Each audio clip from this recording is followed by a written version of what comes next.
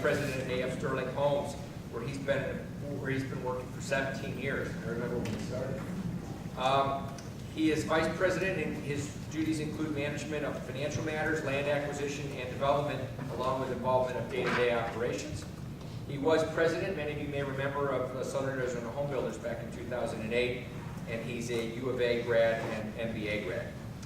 Ben Craney is the retail broker and the managing member of the local NAI Horizon brokerage office. He specializes in retail and restaurant leasing and sales.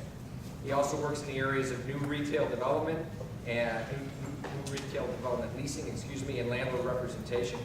He's been in the commercial real estate industry for about 15 years and is a graduate of Kansas State University. You don't get a lot of Bob Delaney is with CBRE, and he's an industrial broker. He's been in the commercial real estate business for 25 years and spent much of his career in Boston area. He was an office specialist in Massachusetts. It's hard to say up here, where he split his time between property representation and corporate advisory services. His current practice focuses on assisting owners and users in logistics, manufacturing, life sciences, and renewable energy markets, and he has a master's degree in real estate from MIT. And finally, our last-minute addition, Duff Aaron has stepped in for Ron Schwabe, who again had a family matter this morning that kept him from joining us. We appreciated his involvement to the degree that he could not make it today. Duff is with the Ashland Group. Many of you know him. He's Tucson. He's a Tucsonan via Chicago and back to Tucson. He's a U of A law grad, 6 years of practice in law here in the Tucson area, and in 1985 he helped start Ashland. In 1988 he became the sole owner. The company is involved with real estate development and investment, all product types except multifamily, and they also have a third-party management operation. So that's another service they provide. I'd ask each of the gentlemen to open this morning with some sort of tidbit of current market information, and then we'll launch into some questions. I will share with you a tidbit. Steve asked me to see if I had something a little bit different you probably haven't heard about, and we do. Our business community has been working now for well over a year with the University of Arizona on devising a way of elevating our university to being known as the World Center for Innovation it truly is. It's something we don't have to provide or prop up, but it's not known for it. And that is being devised as we speak. President Hart has tasked one of the chief vice presidents of the university to do this, and they are working on creating what will then be a center for innovation to get the word out, but also a center that will bring more and more eyes to our university and to our valley. It is our strongest asset. I think we'd all agree that is something that we need to have out and known to the world, even at a much greater level than it's known now. So that's my little piece to add. No real breaking tidbit, but just maybe some context. I really think we're inching toward a development cycle. We're getting close, and a number of clients are looking at the possibility of spec in industrial, which is what I do. And so that, we have to keep an eye on rates, but I think we're approaching when that can actually happen here in town. And then just a couple observations about things happening in the market, and this may be obvious and it's very gradual, but I think the footprint of two parts of town are expanding. Downtown, we're seeing the area on Toole Avenue kind of go recreational and entertainment, and it seems like downtown is spilling into that old industrial market. I think that's going to continue. With Caterpillar's announcement to ultimately go to the west side of I-10, and then companies like Mr. Car Wash going on the other side of the tracks to the north of downtown, things are happening and the footprint's expanding, which is a good thing. And similarly at the airport, if you look at all of the activity, in and around home goods and new stuff happening there, and now Worldview south of the airport, I think the airport is really well positioned. It's kind of a hinge. We're growing at the edges, northwest, south, and southeast, but, it seems like the airport's well positioned to be a hinge. Good morning. The little tidbit I'd like to give is I think we've you know, I usually get asked a lot, how's the market? How's the real estate market? And my standard answer for the last probably 4 or 5 years is, well, we're off the bottom, but we're just, you know, we're sort of bouncing around a low level, which sort of seems like the new normal. I'm starting to feel that sort of some optimism that maybe we might start seeing some growth in the residential real estate market, new homes specifically. This year alone, there's actually been 19 new subdivisions that have opened, about 1,100 units, which is, I think, showing some optimism from the builders. We're seeing some new home builders come into the market. Matabay has come into the market and has done pretty well, and they're trying to open up some new subdivisions. So I think there's these new subdivisions have also, I think, partly resulted in we're on pace this year to probably do the most units that we've done probably since you know, 08, 09, probably 08.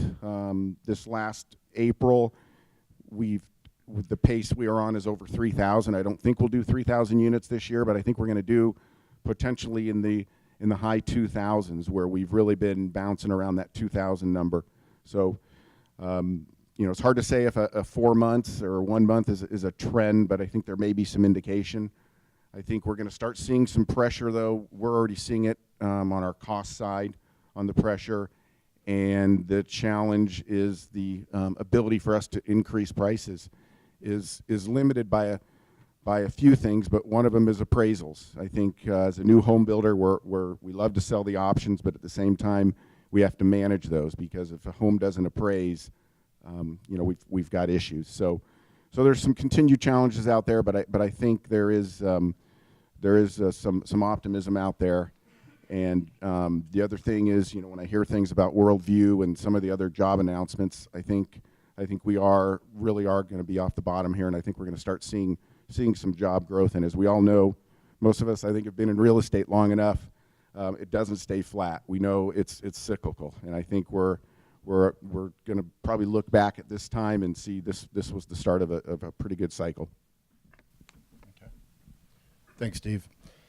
Relative to the retail sector, we continue to see probably around 6.5% vacancy around the market. I don't think much new speculation will occur. I think most of it's going to continue to be tenant driven. Just to touch upon some of the infill versus the periphery, a couple of new projects that are going on. One is at the southwest corner of at Broadway and Rosemont on the Romo piece. So I happen to be sitting at the table with Frank Messia.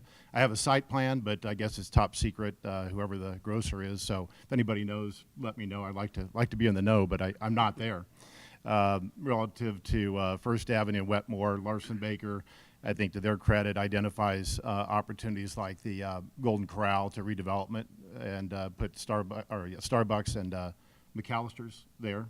So those are some of the infill opportunities. On the periphery, you know, relative to the new home growth, I think that the southeast market down at Houghton and Old Vale, Diamond we have a project there. I've been working with Shannon Murphy there. And I think that bodes well for that trade area as new home sales improve. And then in the northwest market in Marana, Arizona Pavilions, where there is some new home growth there. There are some junior box development that has been rare in our market, obviously over the last number of years. So it's really positive to see that. On kind of an anomaly part, I think that it'll be interesting to see kind of a case study of the Foothills Mall as those tenants vacate, moving out to I-10. And my speculation is that I don't know that that's a viable retail shopping center anymore. You know, I was a couple months ago walking through with my wife, and I said, you know, I think maybe in 10 years we might be walking through a bowling alley and an indoor batting cage here. And she said, what are you talking about? I said, I just don't think that this mall anymore is in a position, you know, to be as viable as it was. So anyway, those are a few of my comments. First question that came up was, what do you hear, and if you don't have an answer to any one of these, obviously we'll skip you, that's just fine, but what do you hear from national tenants or out-of-state investors about how Tucson compares with other real estate markets around the country? pricing, development, legislation? I think the challenge for out-of-town investors is validating our demand. We're not overbuilt. We are, we're in a track. We have an interesting city to live in from a lifestyle perspective, but to be able to look at an investor in the eye and to prove out rents and net absorption sufficient for new construction is kind of the challenge. You know, we have a strategic location, but it's not a, generally speaking, not a national distribution location like the West Valley and Phoenix is. So it's a mixed bag, but I would say often we hear that Tucson is a real surprise to a lot of people who haven't been here, and when they come and check the city out, they really like it.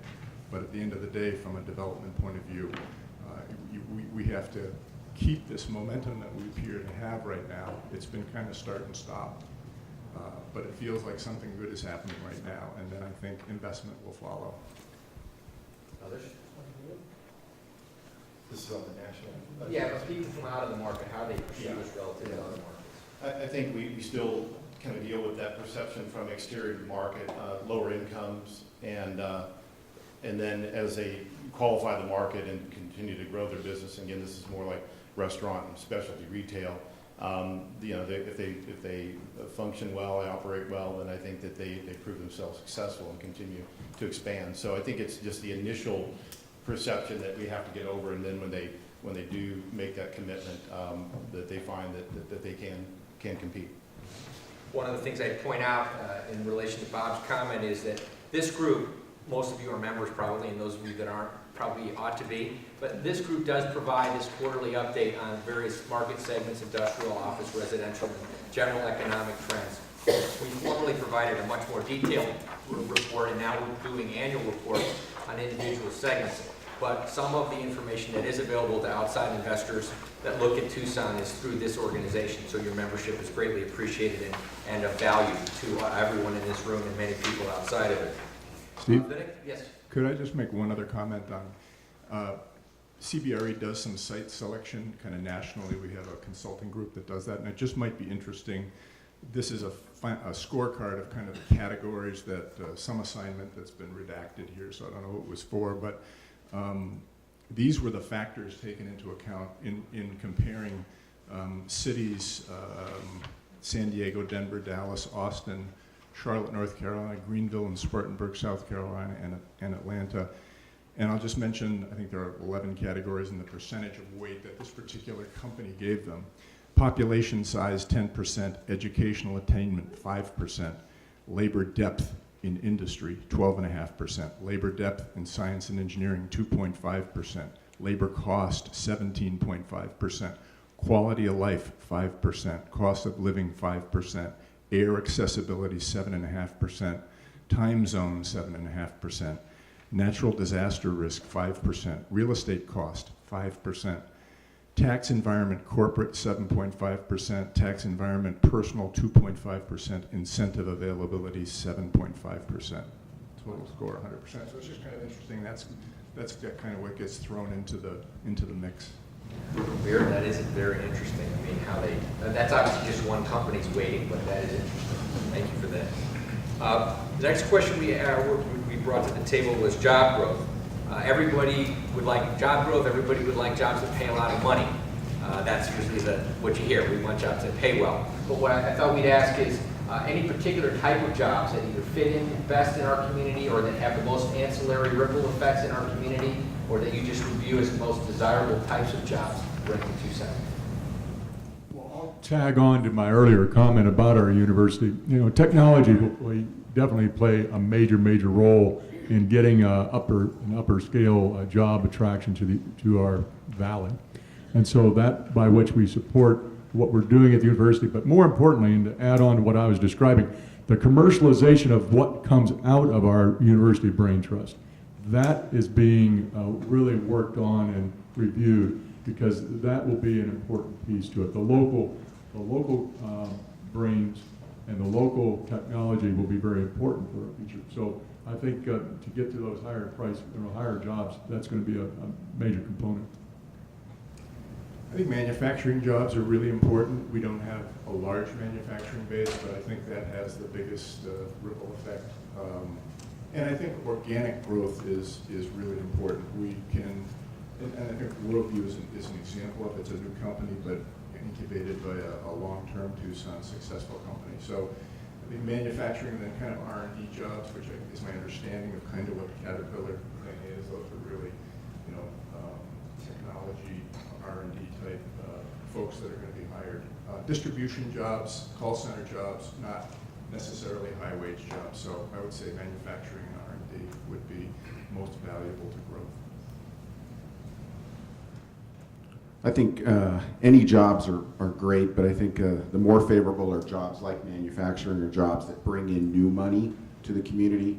I think a lot of our growth, you know, has been, you know, I think of downtown, the restaurants and the bars and things like that have opened, are employing a lot of people, but we're really, you know, it's not really bringing in a whole lot of new money.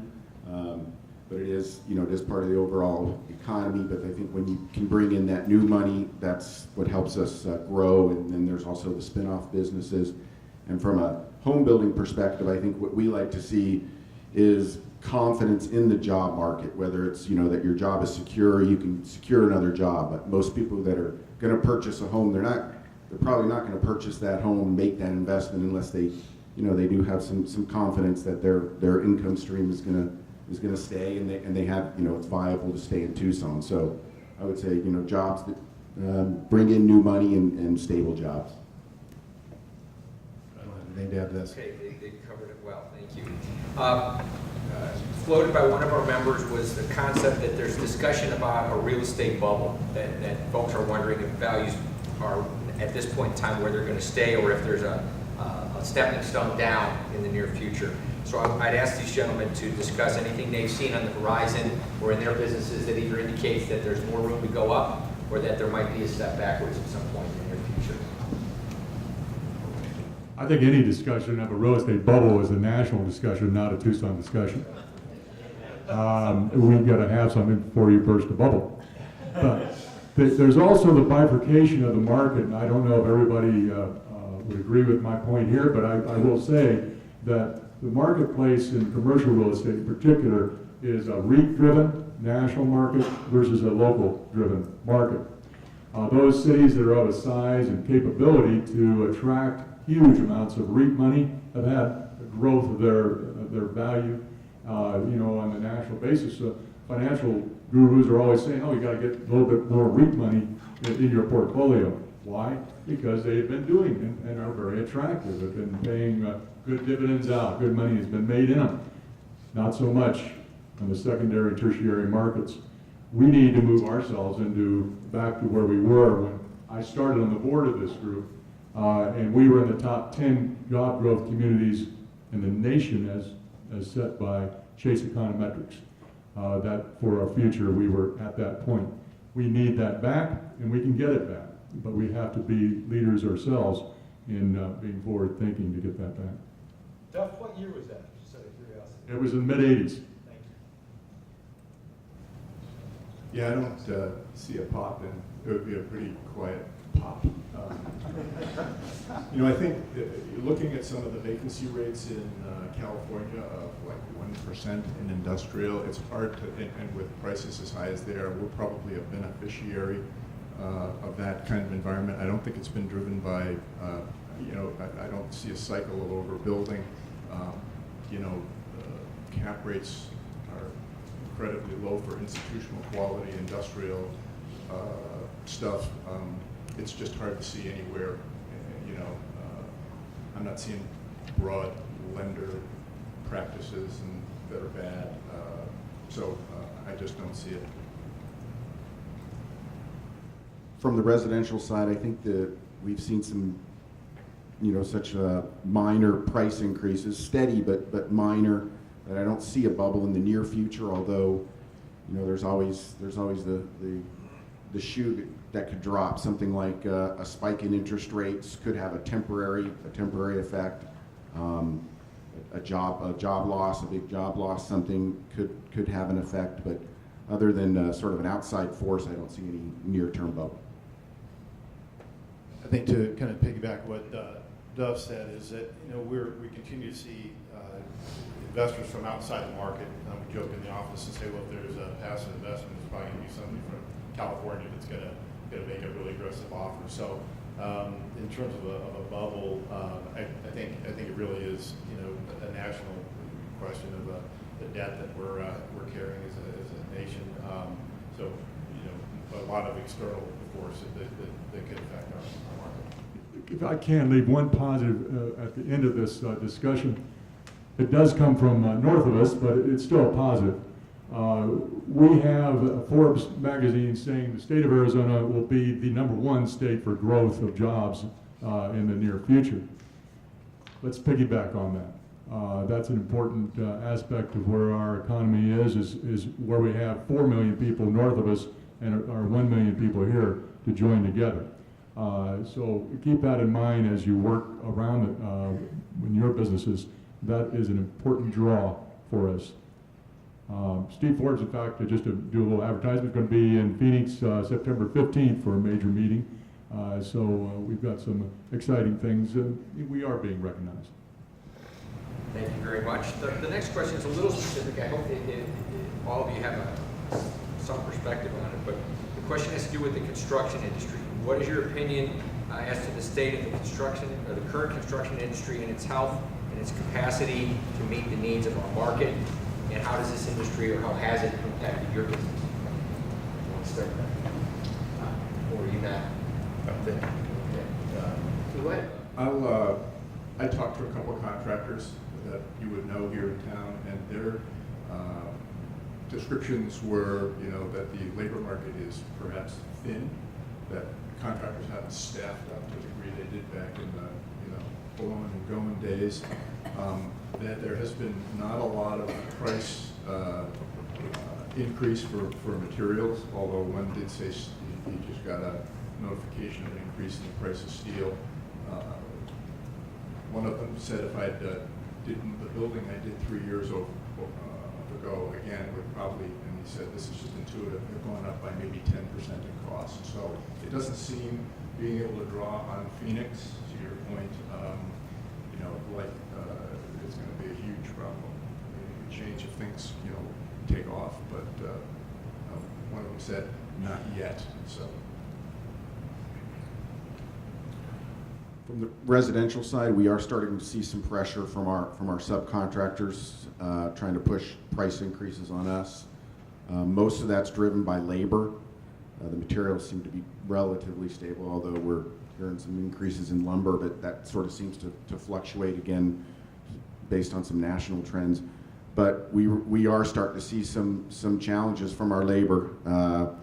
Certain trades, roofers, I'm hearing, the roofers are having a problem meeting their dates and things like that. And for us, there's so many things that are critical path that it really, one trade that we have a shortage on can cause a big hiccup for us. So, from my background, I'm always trying to keep our costs low, but then there's that balancing act of how much extra do you pay to make sure that we get a sub that can meet their dates, that's going to stay in business. So I think from a residential side, unfortunately, I think we're going to continue to see some pressure from our costs, and especially as we start increasing permits. That's one of my worries. If we get back to some normal level, I'll call it normal, of 4,000 to 5,000 permits, which what we've doing in the 80s and 90s, I'm not sure where we're going to find that labor from, because a lot of that skilled labor, they're the plumbers and the skilled labor, they're getting old, and there's not that many young people that see that as an attractive career where it really is. I think I'd love to see more emphasis on the JTED and the trend schools and the perception that some of those jobs are good paying jobs, and so I think we will see some challenges. Steve, I think on the retail portion, it's kind of a contradiction, because I think people say, well, the market has been so challenged, and so hence lease rates should be lower, but pretty much new construction starts with a 3. And people say, well, $30 a square foot triple net, it's just that's just way above the market. But costs have not dropped dramatically. In fact, they've gone up. So I think that's one of the challenges that we deal with relative to the construction portion of it. You know, be very proud of your industry. I want to give you one fact before we leave. Just John Strobeck was the one that told me this, and Randy, you'll particularly appreciate this. And just the residential construction funds that are created by a normal residential market would be the equivalent of having a new Davis Monthan move in. You know, what we do is important for the vitality and for the prosperity of individual people. That plumber, he'd love to have a good job. He'd love to maybe even have the opportunity to have his children stay here and do things. So be very proud of what you do and what effect you have on the prosperity of our community. And that's the end of our prepared questions, and we're going to try and run a few more minutes here, so we'll take some questions from the audience, sir. Two questions on the residential side. With the statistic of 10,000 people reaching retirement age every day, why isn't the retirement aspect of the community growing by leaps and bounds? And the second question would be, with the millennials and the younger generations coming online, are you tending to build something different than you've built before? In other words, are you not building move-up products, but more entry-level product? Regarding the retirement side, I think we are starting to see some increase in the retirement side growing. I mean, you look at the numbers for Robeson communities and Del Webb retirement communities, and those are always, they seem to always be, you know, pretty steady, do well sales, doing well. From our perspective, a lot of our upper end communities, our custom home communities, we're seeing that sort of, we'll call it the active adult, you know, pre-retirement or just retirement market. That's one of our larger, you know, market segments for the higher price point. Regarding the millennials, that's a sort of a continuing challenge. It's kind of evolving. I think, you know, you hear a lot about they have student debt. They don't see owning a house as valuable as I think a lot of us grew up with. The only market they've seen has kind of been a down market. They've seen, you know, they've mostly just seen the downside of owning a home. They don't realize the long-term appreciation. They like to rent. You know, they rent houses. They, you know, in a lot of big cities, they're renting, you know, Uber and things like that. They're fine with that. So it is a challenge, but I think it's a huge opportunity too. And we're starting to see that the millennials now, you know, as they mature and stuff, they are going to want homes. They are going to start seeing some of the advantages. So you're seeing more home automation. You're seeing a lot of you know, features that the tech and the things like that. We're starting to do a little bit of that. I know Bill with Pepper Viner, I think, has done a good job of creating a attractive product that distinguishes, you know, from the resales to get them into new homes. The key is it's got to be affordable to them, and they've got to see the, you know, I'll say the coolness factor of it. So I think we're going to start to see more of that as, you know, they realize the benefit of long-term ownership. Questions? I'd like to hear from our panel and maybe even John Laughlin. More discussion on what I think is one of the most significant economic events in Tucson in a decade is Caterpillar. Specifically, do we have a better understanding of the income levels of those employees? I saw the number of 90,000. I don't know if that's an average or wherever that fits in. And what kind of what that building is going to be? Is that a 15-story, 15,000 footprint or whatever on the west side of downtown? But really from the panel, how each person up there sees how that movement of that headquarters here affects their sphere of interest. Like John, Well, the first part is the building will be about 150 to 200,000 square feet. The jobs that are coming here are actually worldwide jobs. They're consolidating, they're mining and design operations all around the world. So there's going to be not only an influx of, I hate to use this term, but American, but there are going to be international families moving into the community as well. These are 90, we were told 90 and 96,000 is the average salary. So number one, these people have a lot of disposable income.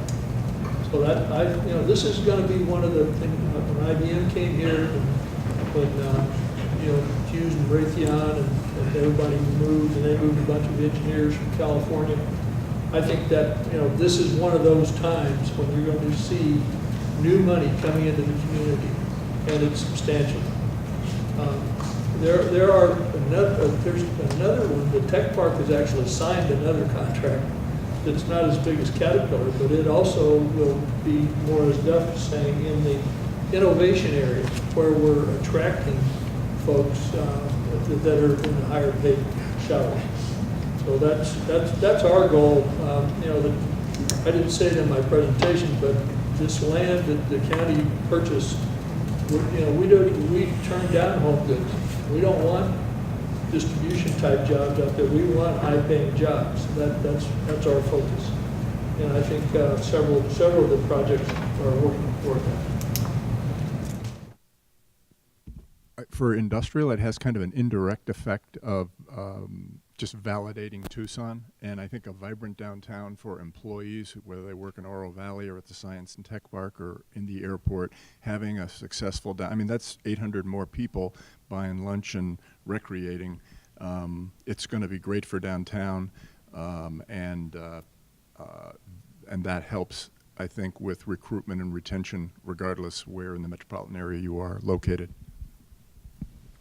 Yeah, I think from the retail perspective, certainly more bodies downtown is a benefit. With the tenants that I work with, the concern is, what's the dynamic down there? A lot of government workers, obviously, are they really spending money going out to lunch? What happens in the evening? And so I think that's I believe that's a benefit, and to add to a number of the other retail development that's being planned for downtown. So I think I'll have folks that'll take a more serious look at downtown rather than they roll up the sidewalks at night and where does everybody go? So hopefully it'll be a benefit in that regard. Any other comments? All right, we'll take one more question. Paul had his hand up earlier. Paul, yeah, interest rates have changed. They changed a little bit, and then they're flat again. Have you seen any effect on market prices, cap rates?